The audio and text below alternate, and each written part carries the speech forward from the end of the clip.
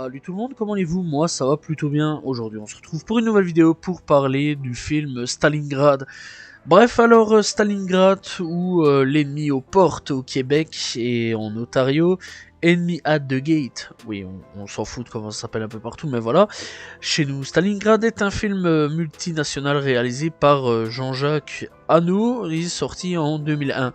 Bref, quand tu dis multinational, eh bien ça veut dire quoi? Ça veut dire qu'il y a la France, les États-Unis, l'Allemagne, le Royaume-Uni et l'Irlande qui sont concernés donc dans la conception un peu du film, dans le pays de production. Bref, c'est un genre de guerre sorti en 2001. Voilà, bref, réalisation j'ai déjà dit. Alors au niveau scénario, c'est Alain Godard et Jean-Jacques Hano plutôt. Bref, au niveau des acteurs principaux, on retrouve donc Jude Law, Joseph Fiennes, Rachel Weisz et Ed Harris.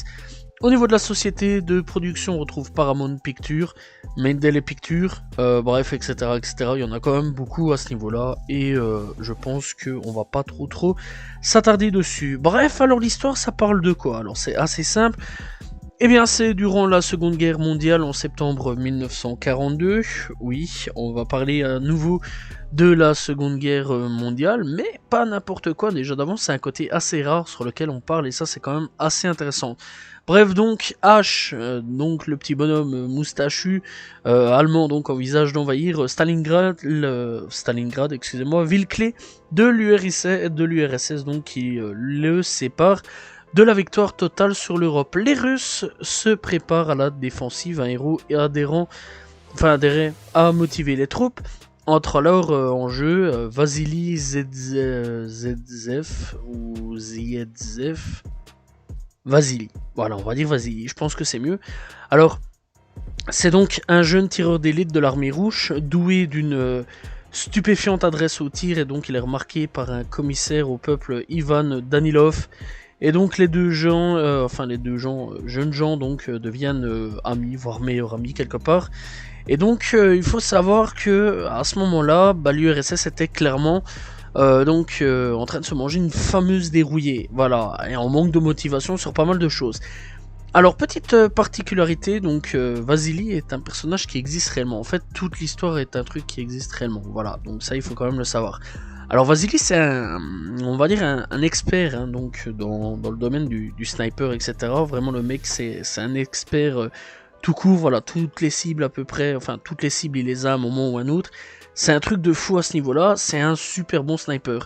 Quant à notre pote, donc Ivan, lui alors, c'est un mec, donc ils vont se retrouver, alors c'est une scène assez mythique quand même, l'un comme l'autre donc vont se retrouver bloqués dans une fontaine, et à un moment, Vasily va prendre un sniper et donc va faire en sorte à pouvoir sortir, donc Ivan comme Vasily, de cette fontaine en tirant un peu sur les ennemis et essayer de se trouver une route. Alors c'est une scène assez mythique parce qu'elle a tourné quand même pas mal de temps sur internet, c'est vrai quand même que je l'ai vu pas mal tourner, que ça soit sur Insta, sur Facebook, voilà, bref dans des shorts sur YouTube aussi. Alors je sais pas pourquoi YouTube a passé des trucs comme ça, mais pendant un petit moment c'est vrai quand même que ça a pas mal tourné et c'est une scène quand même qui a plu à pas mal de personnes à ce niveau-là. C'est un film quand même qui a fait reparler de lui aussi il y a pas longtemps d'ici, donc avec tous des trucs, certains éléments de ce film de guerre, voilà, et ça c'est quand même assez intéressant. Bref, donc voilà, dans lequel je parle de cette scène, je pense que tout le monde connaît. Bref, donc là-dessus, Ivan va embarquer Vasily dans un peu ses aventures. Il faut savoir aussi que c'est un peu un journaliste sur certains points. Alors un journaliste donc de propagande, voilà, puisqu'il va essayer de remotiver les troupes. Bref, donc les deux deviennent potes après tout ça, et donc réanimer la flamme de l'héroïsme quelque part et redonner aux soldats décimés la force de lutter contre l'implacable machine de guerre allemande. Telle est la mission de Danilov, celle-ci, donc de Vasily, le héros de sa propagande.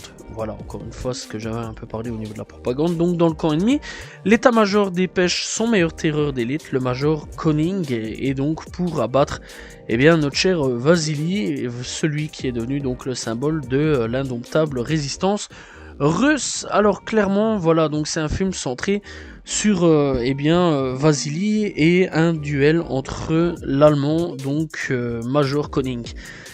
Et eh bien c'est un super bon duel parce que en fait Major Koning va débarquer et va essayer de traquer d'une manière ou d'une autre Vasily et de tuer d'une manière ou d'une autre Vasily parce que Vasily redonne trop de motivation à l'armée russe et l'armée russe est en train de raser complètement eh bien l'armée allemande à ce moment-là. C'est quand même assez impressionnant à ce niveau-là que un seul homme clairement peut remotiver des troupes et c'est quand même assez fou.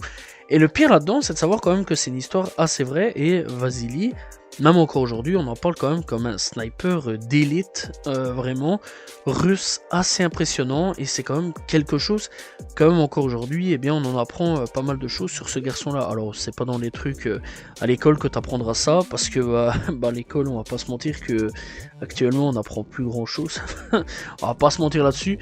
Bref, j'ai quitté l'école il y a pas longtemps d'ici. Il y a 2-3 ans maximum, et en histoire, c'était pas ce genre de truc qu'on apprenait, malgré que ça aurait pu être très très intéressant, je trouve. Même l'histoire de la Belgique ou même l'histoire de la France, on l'apprenait plus, on apprenait des trucs un peu débiles, voilà, des trucs dont tout le monde n'en a rien à cirer, voilà, et ça c'est assez dommage.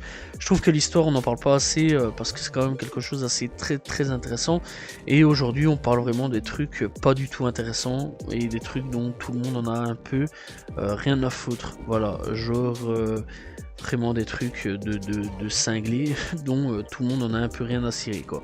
Ça c'est dommage, voilà, je pense que ce genre d'homme mériterait vraiment beaucoup plus de mérite à ce niveau-là, et c'est quand même assez fou à ce niveau-là, parce que des héros de guerre en France, même des résistants en Belgique, etc., on en a eu, mais on n'en parle pas assez, et ça c'est dommage, faut vraiment leur donner beaucoup de mérite à ces gens-là, ça il faut quand même le savoir. Bref, donc clairement ce film-là, malgré, on va quand même parler un petit peu donc de la vieillesse du film aujourd'hui. Voilà, il a 20 ans, plus de 20 ans en tout cas. Voilà, il est quand même sorti en 2001. Et malgré le fait qu'il soit sorti en 2001, c'est encore super beau à voir. Personnellement, je l'ai vu et tu vas me dire si j'en fais une critique, c'est un peu logique, mais personnellement, ça m'a mis une claque. Voilà, c'était pas moche et c'était toujours bien filmé. Il y a des vieux films ainsi qui parfois, quand tu regardes à nouveau, ça pique un peu les yeux, tu te dis c'est pas beau, quoi, c'est moche. Même des films de guerre ainsi aussi, même si ça date des années 80, 90 ou 2000 ou même 2010, certains ont très mal vieilli, ça c'est quand même abusé, on en est à ce point là, et d'autres films qui comme ce film là sort un petit peu du lot et se regarde encore super bien. Personnellement, je vous conseille fortement d'aller checker à ce niveau là. Et clairement, les musiques sont super bien foutues aussi, il n'y a rien à dire, les musiques j'ai bien apprécié. L'ambiance est pesante et très stressante à ce niveau-là. Voilà, on se demande en fait qui va gagner ce duel entre donc notre cher Vasily et notre cher Major Koning qui doit traquer Vasily. Quant à Vasily, quand il va savoir qu'il est traqué, il va essayer de traquer Major Koning. C'est vraiment un duel de fou, parce que l'un comme l'autre va devoir user de stratégies de malade mental pour essayer de l'avoir, voilà, et c'est vraiment un duel de savoir lequel des deux va gagner, sachant quand même que l'un comme l'autre, que ça soit donc Vasily ou Koning, vont faire des pertes assez conséquentes, que ce soit de proches ou non proches. Bref, tu vas me dire, le Major, clairement il a pas vraiment beaucoup de proches, voilà, lui en fait c'est plus de la chair à canon, mais par contre Vasily a quand même énormément de proches et il va y avoir des pertes à ce niveau là assez conséquentes et assez dramatiques, et je vais pas trop spoiler parce que je spoil quand même déjà assez à ce niveau là, mais clairement à ce niveau là c'est quand même assez fou, voilà, de pouvoir à tout moment perdre un personnage que tu te dis waouh, c'est quand même un bon personnage, malheureusement à un moment ou un autre va se faire tuer. Voilà, ça rappelle un petit peu Game of Thrones sur pas mal de choses, ou The Walking Dead aussi, qui n'hésite pas à éliminer ces personnages. Et quand on sait en plus que c'est quand même assez réel, c'est un personnage quand même encore une fois réel, et ça c'est quand même plutôt cool de rendre hommage donc à une personne qui a combattu. Et surtout, fait important et fait plutôt rare, c'est que pour une fois, on n'est pas vraiment du côté américain. Et non, on est du côté russe, parce que déjà d'avance, déjà rien que le nom Vasily, t'as déjà compris. Mais c'est quand même assez rare de trouver donc des films qui parle pour une fois donc du côté russe et pas côté donc américain ou français, parce que c'est vrai quand même que dans les films de guerre, bien souvent, voire tout le temps, c'est américain, ou de temps en temps aussi un peu plus souvent, donc au niveau deuxième qui arrive en position, c'est vraiment les films de guerre français aussi. Et c'est dommage parce que les Russes sont pas souvent représentés, tout comme les Allemands ne sont pas aussi souvent représentés. Pourtant, si on a gagné la guerre aujourd'hui, on va pas se mentir que c'est grâce aussi aux Russes, parce que s'il n'y avait pas eu les Russes qui donc est arrivés à Berlin, parce qu'il faut savoir que c'est les Russes qui sont arrivés à Berlin, bah on aurait peut-être jamais forcément gagné la guerre, et si les Américains aussi n'étaient pas là, bah on aurait peut-être forcément jamais gagné la guerre non plus. C'est quand même important de le signaler à ce niveau-là, mais je trouve ça assez dommage que dans les films on ne parle pas beaucoup des Russes, qui pourtant les Russes ont fait quand même beaucoup. Alors je sais qu'aujourd'hui il y a un énorme conflit, je suis pas là pour parler du conflit à ce niveau-là, de ce qui se passe aujourd'hui, voilà, ça c'est une toute autre histoire. Donc je tiens quand même à mettre une énorme parenthèse que même si c'est un film voilà, parlant de la Russie ou autre, et qu'aujourd'hui il y a un conflit, je tiens tout de suite à prévenir que s'il y a un commentaire très désobligeant sur cette personne-là, ou même sur les anciens Russes, etc., ou sur ce que je viens de dire avec donc la Russie, ça va vite dégager à coup de pied au cul, je préviens tout de suite, voilà, parce que j'estime quand même que il faut pas tout mélanger, il faut pas mélanger non plus les choses.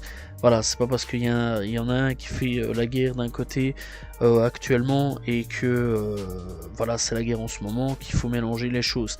Ça, il faut tout de suite le dire. Je tiens quand même à préciser la chose. Donc voilà, ça peut paraître un peu stupide, hein, mais je tiens quand même à préciser la chose, parce que je parle justement d'un film avec les Russes, donc voilà, je tiens à préciser.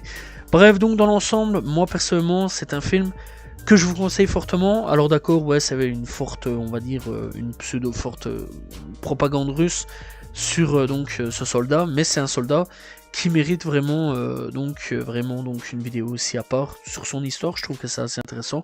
Je pense que je vais faire son histoire. Ça fait déjà un petit moment donc que Vasily me trotte un peu dans la tête à faire son histoire. Je trouve son histoire assez intéressante.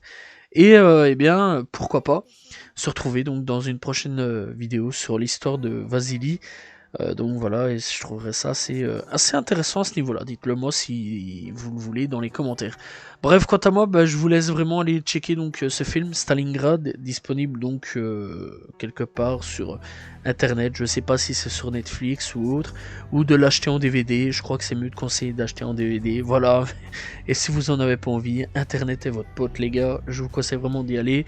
Personnellement, c'est un très bon film que j'ai bien apprécié, malgré encore une fois que c'est sorti en 2001. Le film n'a pas trop bougé à ce niveau-là. Il y a quand même encore des ressentis. On voit quand même que c'est assez vieux. On va pas se mentir. Voilà, 20 ans quand même. Ça a quand même pris 20 ans.